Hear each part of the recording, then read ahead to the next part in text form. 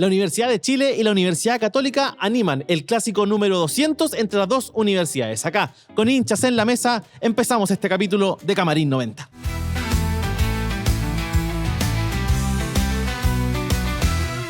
Comenzamos el capítulo de Camarín 90 con un aplauso. Un capítulo especial en la previa del clásico universitario, clásico número 200 en primera división. Hay más, pero 200 en primera división, así que un número cerrado que siempre dan ganas de hacer análisis de los números, quién gana más, quién gana menos. Y un clásico que también trae a las dos universidades bastante bien. Una más por el plano internacional, lo que es la Universidad de Chile, la Universidad Católica, que esta puntera del campeonato comparte un poco la punta, pero esta puntera sin ir más lejos, y se promete un buen partido.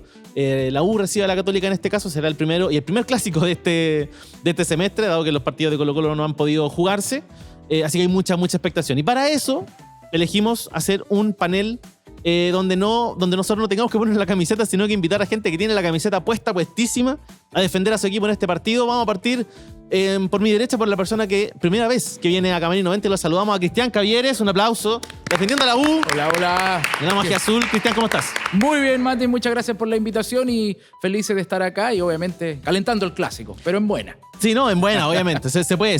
Y a mi izquierda, una persona que ya nos acompañó hace el capítulo pasado. De hecho, estábamos conversando con Mario Palominos, que está de vuelta acá. Un aplauso para Mario, defendiendo a la UC. ¿Cómo estás? Bien, muy contento ahí después de nuestro programa de aniversario. Hoy día volvemos a la cancha también para disputar para nosotros siempre el partido más importante del año, que es el Clásico Universitario. Qué buena forma de partir esta pregunta o este programa. ¿Es el partido más importante del año para Católica? Sí, siempre. El de visita y el de local, pero siempre es el más importante del año. ¿Es el partido más importante para la U? Es muy importante, pero más trascendente el superclásico, sin duda, ante Colo-Colo. ¿Y esa diferencia cómo la manejan? Cuesta. Lo importante es que la U tiene dos equipos que son llamados clásicos para ello. Obviamente, en la actualidad hay un fervor más atrayente enfrentar a Colo-Colo, claramente está.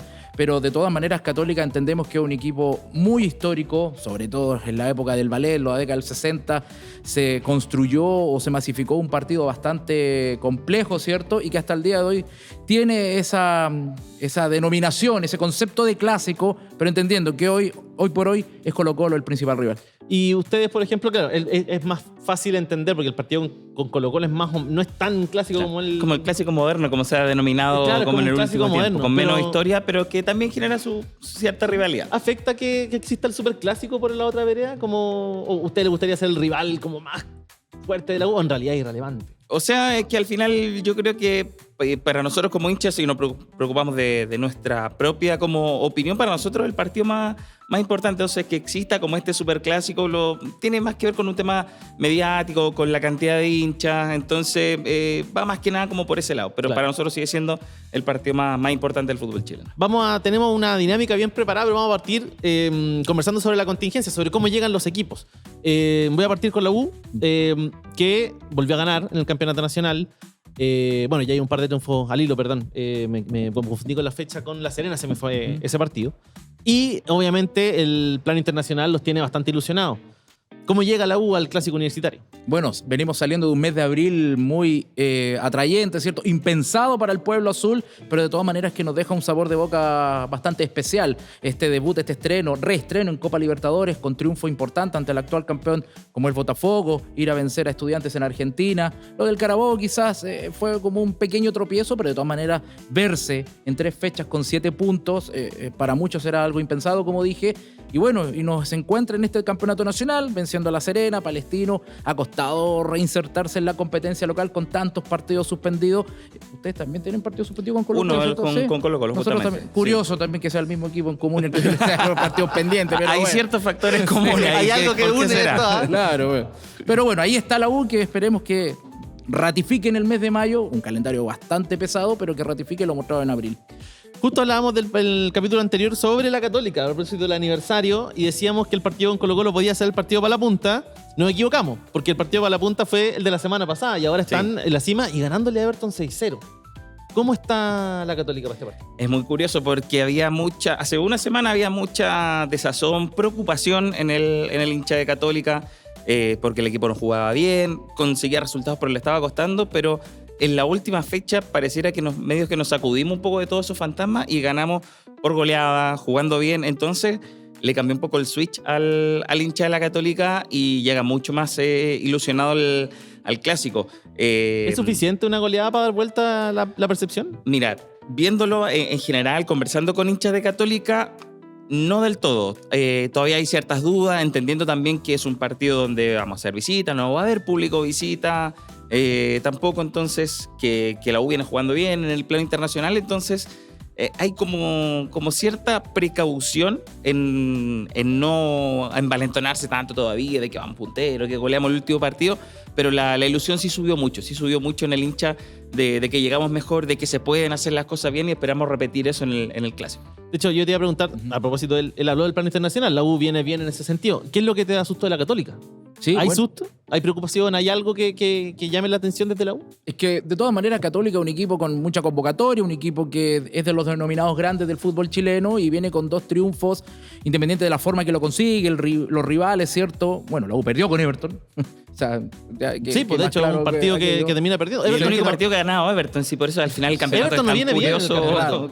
Pero por eso, a Católica obviamente viene con esa frescura de los triunfos que le da la posibilidad de agarrar más confianza y obviamente la U también va a tener que tomar sus resguardos. Ya no por nada el año pasado, cuando la U venía bien, Católica se venía reacomodando con Thiago Núñez y la Católica le gana a la U en el Nacional. Entonces son, digamos, antecedentes que la U tiene que poner sobre la mesa. Son 7 años que no gana como local a la UC en el Estadio Nacional al menos.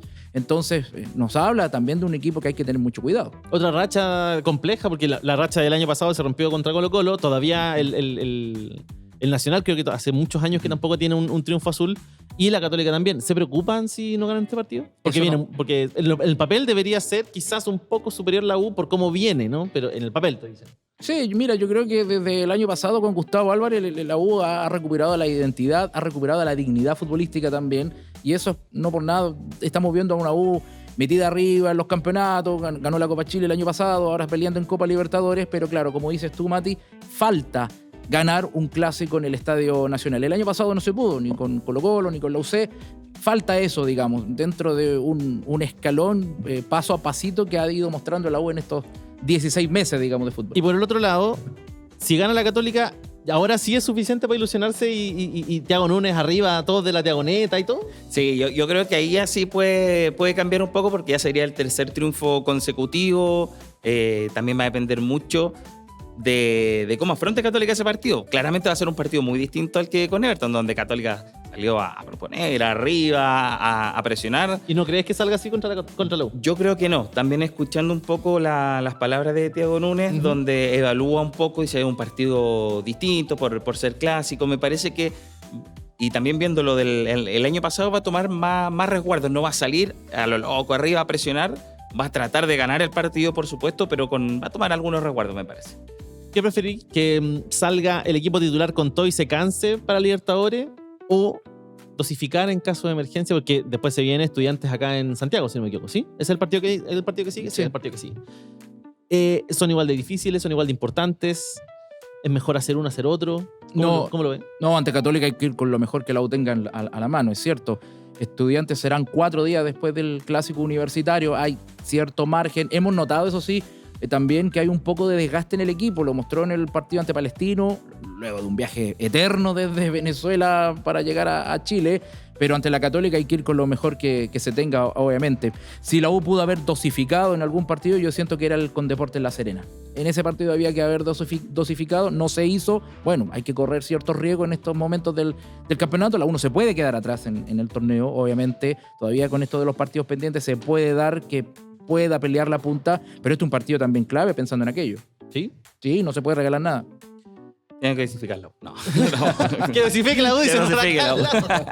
Pero es verdad, porque de hecho le pasó eso a la U el año pasado.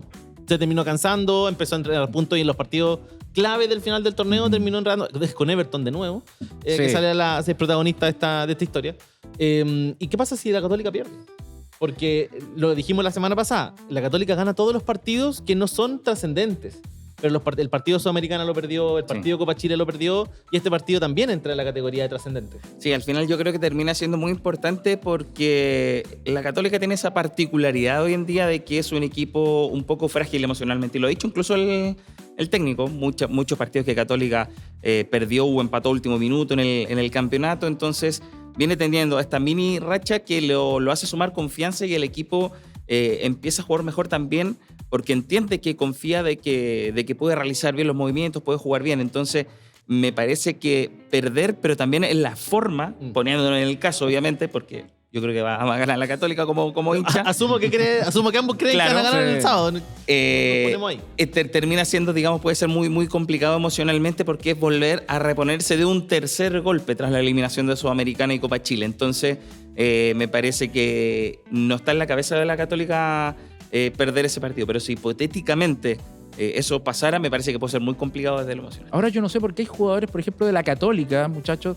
que se agrandan mucho ante la U. Es el gran partido. bueno, por ejemplo, eso el es una Simbi. ventaja. El Simbi Cuevas. Sí. Increíble. Puede jugar 28 partidos mal en el año, pero hay dos que juega bien. Hay dos que sí juegan bien. Claro, Sí, juega bien. los clásicos se prende, tiene eso, bueno, lo de San Pedri para qué decir. Entonces, Católica tiene sus jugadores, por eso de repente uno también se pone en la mente de que no, la Católica no se va a achicar en el partido. Bueno, vamos a hablar de los clasiqueros. Hay harto que conversar acá en Camarín 90 que recordamos. Pueden verlo en YouTube, pueden verlo también por Zapping Sports. La invitación es que se suscriban, que sigan al programa, que también sigan las redes, obviamente, de Minuto 90 y que nos comenten, que sean parte de la comunidad junto a nosotros. Dicho lo dicho, nosotros creamos, como le decíamos, una dinámica. Les preguntamos por separado a ambos distintas cosas respecto a la historia del Clásico Universitario porque hay muchísimos momentos, hay muchísimos partidos y quisimos pasar por distintas cosas. Lo primero, les preguntamos por una victoria y una derrota que recuerden con muchas ganas, o con mucha pena, con mucha alegría.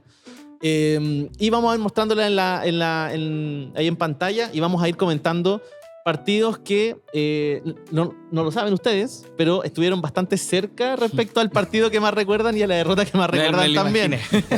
Hay momentos muy buenos. Vamos a revisar la final del 2005. Lo hablamos hace un par de capítulos a propósito de otro. No, lo hablamos la semana pasada a propósito del capítulo aniversario de la Católica. La final que por penales se lleva la UC frente a la U. Y que es tanto un triunfo como una derrota. Vamos a partir primero con el lado triunfador de esa vez. ¿Cómo usted sintió ganarle a la U por penales en este tipo de torneo, ¿no? Porque el partido de mañana, o sea, el sábado, no define tanto el final del torneo. Este partido es una final. ¿Cómo se sintió? Claro. No, ese partido, bueno, estando en el estadio, también por la edad que uno tiene, tenía cerca de 14, 15 años. Unos nene, con toda la efervescencia ahí. ¿Qué había aquí del hincha. el 2005 que ya teníamos acá? Yo tenía 23. Un poquito más de experiencia. Sí, claro, tiene más clásico. Tiene más clásico en el cuerpo. Tiene Tiene más clásico en el cuerpo. acá. No, en el año 2005 fue tremendo porque fue también un poco la coronación de un año o si se quiere un semestre muy bueno de la Católica, donde en ese campeonato el único partido que pierde, porque claro, es como contraproducente porque Católica sale campeón, pero ese día pierde el partido, lo pierde 2-1 en la final de vuelta con ese gol bien dudoso del empate de la U, que la pelota ¿Era salió dudoso? bastante. Con VAR a lo mejor era revisable la pelota que se había salido. Sí, que ahora todo es revisable. Sí. Sí, todo es pues, revisable. claro, en ese momento, claro, no se vio y pasó. Pero claro, es el único partido que pierde la Católica y se va a los penales y le agrega el condimento emocional donde todos lo disfrutamos mucho, pero fue una victoria que celebró como una coronación del año, de un año tan bueno y más aún que fuera que invitáramos al final al clásico rival, entre comillas, a que viera esto, a que coronó un gran año donde llegó a la semifinal de la Copa Sudamericana, estuvo el récord del Tati Buljubasic. Entre medio, ¿verdad? Fue el año del Tati. Minutos Que de sin hecho gol en rompió contra. Castellón. ¿Rompió Castellón el récord del Tati, o no? La temporada No, pasada. no lo alcanzó a romper. No lo alcanzó a romper. No. Iba ahí Muchas como gracias. camino, Sí, pero... sí. Claro, Castellón rompió el récord de la U. El récord de la U. campeonato. Ese es el en récord que sí campeonato rompió. nacional. Muchas gracias. Sí. Me avisaron y me corroboraron acá en la mesa. ¿Cómo fue con más carrera, ¿no? Con más clásicos a esa época? Perder esa final. Sí, doloroso. Perder una final ante uno de los clásicos rivales es doloroso. Era un semestre importante para la U porque marcaba el regreso de Marcelo Salas al fútbol chileno. Y Pequeño detalle, un pequeño gran detalle. Un jugador conocido por ahí por el fútbol chileno y mundial. Era el regreso del Matador, tenía esta oportunidad de poder alcanzar Ahí está el una equipo, corona. de hecho. Sí. Es un equipo sin tanto nombre espectacular, pienso yo, pero claro, con la sola presencia ya de Salas le subía, Sí, pero Le el subía pelo mucho tremendo. el pelo. Además que la U comienza perdiendo ese partido muy temprano con el gol de Osorio, ¿cierto? Alejandro Osorio. Y en el segundo tiempo lo da vuelta, vimos a una Católica que era la favorita, ¿cierto? Más aún que había ganado el partido de ida, un tanto confundida. A lo mejor, claro, nunca lo vamos a ver, faltaron algunos minutos para haber hecho el tercero, no fue así. Luego en Y los tuvo penales, el tercero, yo me acuerdo. Tuvo el tercero, sí. sí. Tuvo a ser el tercer gol. Y bueno, recordando ese penal de Waldo Ponce que lo pierde en la definición, se lo ataja a Buljubasic y Católica termina coronándose campeón. Sí. No, esa foto es foto tremenda, sí. es la mejor postal a propósito de este partido. Sí. Y bueno, igual la Católica tendría el 2009 saldría campeón de nuevo, ¿no? 2010, 2010. claro, 5 años 5 años después, la U un poco antes, el 2008. El 2009. 2009. Con el gol de Olivera. Con ¿Tú el sabes gol de Olivera. quién me sacó del estadio en esa final del 2005? Un carabinero. No, yo iba a mirar los detalles. Es que me quedé Posado para atrás. solo ahí llorando para que Ah, te negarlo, quedaste al uno final. llore. Sí, obviamente entre las lágrimas, viendo la celebración. Sí, y el como carabinero me caballero, dice, ya, estamos hay cerrando. que salir. ¿Y sabes lo que me dijo el carabinero? ¿Mm? Tranquilo, el próximo año nos toca a nosotros. No se dio. Fue mufa, al final terminó no se siendo dio, mufa, fue peor. mufa. Que No al tenés ese, 6 por meses favor, después favor. perdemos otra final Por con Dios. Sala, con Colo Colo y todo. Se demoró un poco. Estaba un No, poquito. ahí Gaby lo tenía que ir a buscar a la casa. Sí. Después de ese comentario. Avancemos. Sí. Tenemos más. Este es el otro. ¿Ven que, Sí, ven sí, que, sí. ven que se adivinaron los dos? En ese coincidimos entonces. ¿Sí? Ah. Sí. Sí. Otra final perdida, otra final da vuelta, pero esta vez para el otro lado. Aquí sí, pocas lágrimas. Fueron de emoción, Fueron de de alegría, emoción. claro. Lo que nosotros hemos denominado el Día Nacional del Cotillón. El 12 de junio del 2011, ¿cierto? Luego la CAU había perdido Me la final de gusta ida. eso ahí, 2-0, Alecha, me sí. gusta eso, Es que pero- sabes que hay una particularidad. Yo en esa época trabajaba en la Sintonía Azul, en Radio Santiago. Ya. Y a mí me correspondía hacer el reporteo del rival de turno de la U. Toda la temporada, Claro. incluso en la final de la Sudamericana del 2011 con Liga. En este partido con la Católica. Y me tocó todo. Yo decía, sí, viene llegando Católica en el hoy, bastante jolgorio, bastante fiesta, alegría, peluca, serpentina, globo. Y entonces fue como bien particular esa llegada del conjunto cruzado. Y claro, la U de San Paoli, que con todo lo que ocurrió los días previos, la final perdida, los hinchas temprano queriendo adquirir boletos, este video que presenta a Jorge Sampaoli con su cuerpo técnico al resto de los jugadores de lo que fue la final del Maracanazo de Uruguay y que trasuntan los jugadores y vemos cómo en ese partido, ¿cierto? La U lo gana por 4-1, lo da vuelta, nace el hashtag lo damos vuelta y consigue esa estrella, que fue la primera de una época dorada con Jorge Sampaoli al mando, los 3 goles de Gustavo Canales y el autogol de Luchanz.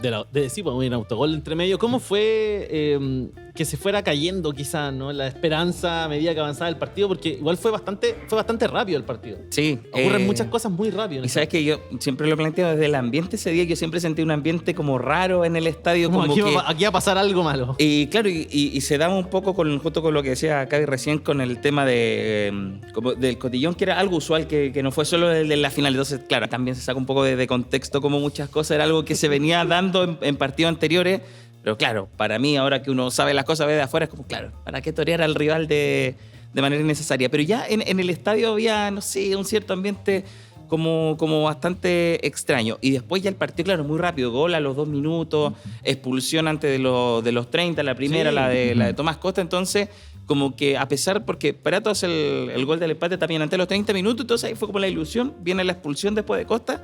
Y ahí como que uno dice, es como pum, pum, como que va cayendo, como Va se cayendo va de a tropezando, poco. así, como que uno ve que se va a caer y se va tropezando. Sí. Así se sentía. Yo dije, con el gol de Prato, no, por más que estemos jugando bien, pero si ya se le salió un gol al rival. Eran 3 goles. No hay Eran como- 3 no hay goles. como ¿no? Sí, mucho. era muy desesperanzador para la U tan rápido. Sí, eso es lo que yo creo que más se recuerda, esa sensación de cambiar de la desesperanza total al júbilo. Hay más cosas, Sí, tenemos disculpa, que... ¿y Dale. ¿Tú sabes cuál fue uno de los alcances de Jorge Sampaoli para enfrentar esa final del 2011? Por favor. Que todos sus jugadores, bueno, salvo Johnny Herrera, el resto de los 10 por lo menos haya hecho un gol en el campeonato. Si tú revisas, Marco González, el Pepe... Todos habían hecho al menos un todos gol. por lo menos habían hecho un Y ese gol. fue el principio para armar el 11, digamos. Exacto. Mística de Sí. San Pauli. Nada que decir, nos sacó campeones de América. Injusticia. Acá hay una injusticia. Cada uno va a elegir, cada uno eligió una. Hay una Ya que es me más clásica. Ya me imagino. Hay una que es bastante Sí, clásica, pero vamos a partir con la de la U, que fue hace bastante poco. Sí, es verdad. En un clásico universitario, minuto 2 de juego, tiene que decir minuto 1, minuto 2 de juego, una pelota que devuelve mal al Zanahoria Pérez, no me acuerdo quién fue el que se la devuelve mal. Yo tampoco. Y Luján agarra la pelota y alcanza a hacer una conducción, Zanahoria Pérez va, corta la pelota, una barrida en el área y no es penal. El peor año de la U, yo creo que en los últimos 30 años ese del 2021, llegábamos totalmente en desventaja a jugar ese clásico en la Católica, una Católica que ya venía repuntando, pensando en el tetracampeonato, y la U que necesitaba puntos para salvarse del descenso, y no jugó mal la U. Entró muy bien en ese primer tiempo, y bueno, está esta jugada que Julio Bascuñán no quiso ni siquiera ir a revisar al VAR, el penal del Zanahoria contra Nahuel Luján, quedó sin sanción. ¿Es penal? Así Yo creo que es penal, claramente es Piscinazo. penal. Piscinazo. No, me parece, no, hablando en serio, mira, no sé si penal, pero de lo que me acuerdo alcanza a tocar como levemente la pelota. No sé si es tan penalazo. Sí, mira, para yo mí. lo revisé. Revisable, me parece sí que debió Lo revisé para Sí. ser lo más imparcial posible en esta conversación. Hay un toque leve de Pérez. Leve. Creo que es mucho la interpretación de si ese toque es suficiente o no, Sí. porque a veces se cobra igual con el toque de balón porque el toque es intrascendente. digamos. Bueno, Jonathan Andía también rozó a Clemente Montt y cobraron penal. Otro día. Sí. No lo desestabiliza. Hay roces. Hay roces. Ah, Sí. Hay No, otra- pero coincide sí con Cavi que al menos debió revisarse. Sí, y esta otra, esta es la otra. Habilitadísimo. El famoso offside de Sala, o no offside, digamos, que termina siendo el gol clave del torneo y una postal inmortal de Marcelo Salas, digamos. ¿Está offside o no? No, ahí yo no estaba. O sea, perdón, que escuché que estaba en el estadio. No estaba en el No, estadio, no, estaba offside, clarísimo. Está offside clarísimo. Sí. Y acá... Es que hay una toma que es mejor, que es la del programa Zoom Deportivo de la época, que tiene la cámara de frente por abajo. Y ahí se ve el toque, que al final es el que deja offside a Sala. Entonces ese me Sí. parece que sí es muy claro, pero desde esa cámara. En la otra uno Ya, dice, ¿qué pasa con estas faltas que son faltas de una cámara y no de otra, ¿no? Esa es la gran pregunta. Sí. Usted, Sí. offside habilitado, o sea, habilitadísimo, indiscutible. Sí, incluso 7 minutos antes le anulan un gol a Marcelo Salas, por supuesto, offside, que me parece que no estaba. Incluso ahí a Salas le muestran la amarilla por reclamo y luego le muestran la segunda por la celebración del gol y los roces con Tupper, me acuerdo, y que lo terminan expulsando al matador. Y me parece que en esa primera jugada al menos no estaba en posición de adelanto. Esta es discutible, es cierto lo que dice Mario, al menos de la cámara del Zoom Deportivo, que te muestra un jugador quizás más adelantado por el roce cuando la peina el Marcelo Jara. Sí, porque además hay un roce entre medio que, Sí. que enreda todo, porque además se dijo, no, es que la toca un jugador de la Católica, entonces da lo mismo donde esté Sala. Yo creo que ahí por eso más que responsabilidad de Robles es del juez de línea ahí. Me parece que tuvo más influencia en esa jugada en particular el juez de línea. También les pedimos un jugador del pasado de cada uno de sus equipos que traerían a jugar este clásico universitario. Vamos al primero, no sé en qué orden está. Ahí está. Los azules, habían varios candidatos, pusimos a uno. ¿Por qué Gustavo Canales? Gustavo Canales, Gustavo Penales, Gustavo Finales. Así lo denominamos nosotros. Porque Porque está nosotros claro. decíamos Gustavo Penales. Gustavo Penales, acá Otro lado. estaba. Sí, porque bueno, jugó pocos clásicos universitarios, pero fue muy trascendente. Lo que recordamos hace un rato, la final del 2011, Sí. pero hay también un clásico en San Carlos de Apoquindo, 2015, la U gana 4-2, y que él repite el triplete, un gol de tiro libre, un gol de cabeza, un jugador con mucha calidad, con mucha prestancia, y bueno, en estos momentos, digamos, a lo mejor la U le pesa o le pena a un jugador de esos llamados clasiqueros. Sí, porque esa es una buena pregunta. Hoy día la U tenía entre Di Llorio, Contreras, Guerra, Lea Fernández, están dando vueltas con el titular. Parecía haber encontrado el titular con Di Llorio y con Guerra y no está todo dicho.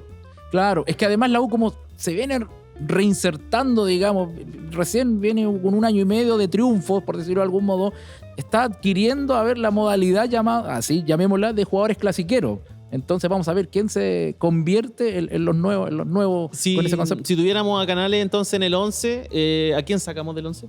A Guerra. A Guerra. Sí. No, porque hay gente que defiende a Guerra a morir. Sí, ¿no? no, yo también soy de los que lo defienden, pero en esta En posibilidad esta de que entre posibilidad, si es Canales o claro. Guerra, no me pierdo. Claro. Vamos con el de Católica. Don Milovan Mirosevic. Sí, clasiquero total, el Milo. ¿Tiene récord de más goles a la Católica? O sea, a la U, ¿no? No. Tiene récord consecutivo de partidos marcando. Son 6 goles en 5 clásicos consecutivos, que es una marca muy, muy buena, que al final descansaba mucho el equipo en lo que pudiera hacer el Milo. La gente también se esperanzaba mucho de que iba a hacer un gol en esa época. Y no, un jugador que contagiaba a sus compañeros, con la jineta de capitán, jugaba bien, emblema total el Milo. yo me lo traería sin dudas para jugar en un mediocampo de Católica, que quizás también puede ser además su parte más débil hoy en día. Entonces calza perfecto. La misma pregunta va, ¿a quién sacamos? Pero creo que para ti es más fácil ver a quién sacamos por Milosevic que acá en el ataque, porque acá igual Guerra rinde, ahora Contreras está rindiendo por la ausencia de Illorio, que también rinde. Está en Lea. Está en Lea. ¿A quién Sí. sacamos acá? Acá yo creo que es difícil, podría ser quizás que Canales no venía siendo titular en los últimos partidos, podría ser Johan Valencia y jugar con un volante más ofensivo, porque por ejemplo yo mantendría a Fernando Zucchi, por lo que experiencia que tiene en clásicos en Argentina, por lo que puede entregar, entonces quizás por ahí va mi cambio, y el Milo para darle eso más ofensivo también al equipo. Sí, definitivamente. Bueno, ambos jugadores imborrables, sobre todo en los partidos más recientes, sobre todo en la década pasada, de la Católica y la U. Y finalmente, está interesante, jugador del plantel actual que traerían a jugar a su propio equipo. ¿A quién le falta de uno que irían a buscar al otro lado? ¿Cuál es el primero? No sé en qué orden están. Ahí está. Un tal San Pedro. Sí, bueno, el Hay problemas con el 9 bueno. acá, porque Sí. Canales en uno, San Pedro ahora. Ajá. ¿No está bien la U con el 9? Todavía no está decidido eso. Sí, bueno, a ver, convengamos que la U ha mejorado mucho con sus delanteros, se están repartiendo la anotación de goles y eso es positivo porque fue algo que le penó al menos el año pasado, que no logró ni con el Chorri Palacio ni con Luciano Pons. Bueno, Que ahora la rompen en Colombia. que la está rompiendo en Colombia, increíble. Pero bueno, hay que venderlo, ojo, pues podemos ganar algunas luquitas ahí. San Pedro, bueno, es el pentagoleador actual del fútbol chileno, se nacionalizó chileno, un jugador con mucha calidad. Es cierto, a lo mejor la U hoy por hoy no necesita un 9. Y además a la U le viene bien los goleadores históricos de la Católica, porque después se ponen la azul y se terminan enamorando de la U. Saludos para el Chamuca Barrera, grande.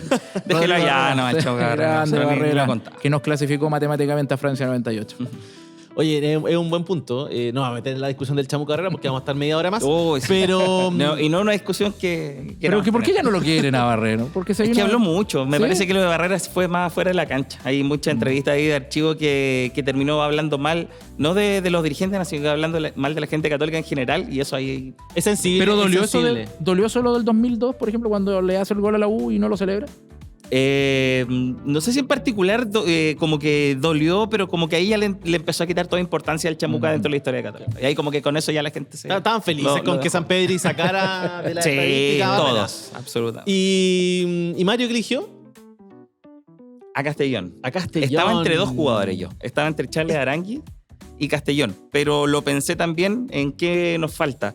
Y a la Católica creo que hoy día le falta un arquero con un poquito más de está experiencia. Bueno. Este está bueno porque uno generalmente pensaría en un jugador que puede marcar más la diferencia dentro del campo de juego, ¿no? Claro. En el desarrollo mismo. De hecho, yo decía a Arangui, bueno, y la pica Arangui porque todos sentimos que también se debió ir expulsado en la final de ella del 2011, entonces ya lo borré de mi cabeza. Pero dije, ¿ya quién nos falta? A la Católica le falta un arquero con esa estampa, con esa experiencia y atajador, como es Castellón, que es muy buen. ¿Castellón debería ser titular en la selección? Yo creo que el que está en un mejor momento de día, yo pienso que sí, Cortés no está pasando un buen momento. Otros arqueros, claro, es quizás los que están en las ligas de afuera, pero al menos desde el concierto nacional, me parece que sí, Castellón es el que Yo está sé, mejor si nivel. te lo pregunto a ti, estoy seguro que me dices que debería ser titular de la selección. Sí, al menos poder tener la oportunidad de jugar un Sí. partido. La U tiene buenos arqueros. Castellón, Toselli, ¿cierto? Que Bueno, hablando, no saben nada, se- Toselli. hablando de Toselli. se vino al lado bueno la fuerza. Pero... No, muy bien Toselli para el camarín, le ha hecho muy bien.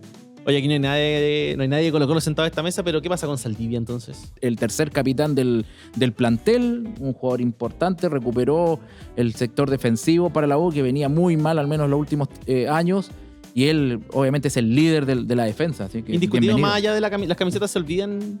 Él lo ha dicho en redes, ¿eh? Uno no es que lo esté forzando a decir, él lo ha dicho, la vida es más linda en colores. Después de que él andaba cantando canciones del Colo. Claro. Es un Harto de tema. humo, ¿Sabes harto qué? de humo. Es un buen tema, este es un buen tema. Hagamos un capítulo de los ídolos que se cambian de bando porque está muy bueno. Del arrepentimiento. Palabras para el cierre, partado con Mario. Vamos a estar con frecuencia cruzada 2 horas de previa. Para los clásicos ahí nosotros no nos preparamos más. Vamos a estar también en el Estadio Nacional, YouTube, @frecuencia_cruzada. También en nuestro Instagram, @frecuencia cruzada.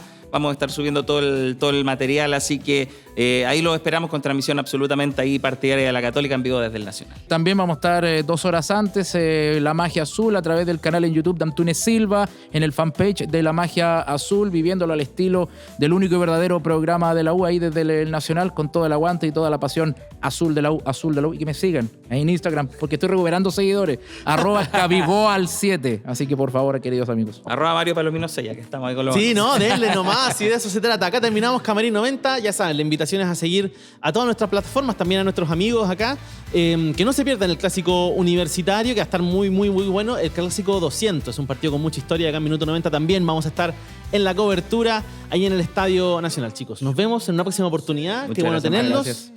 Y nos vemos en un próximo capítulo de Camarín 90. Muchas gracias, que estén muy bien. Chao, chao.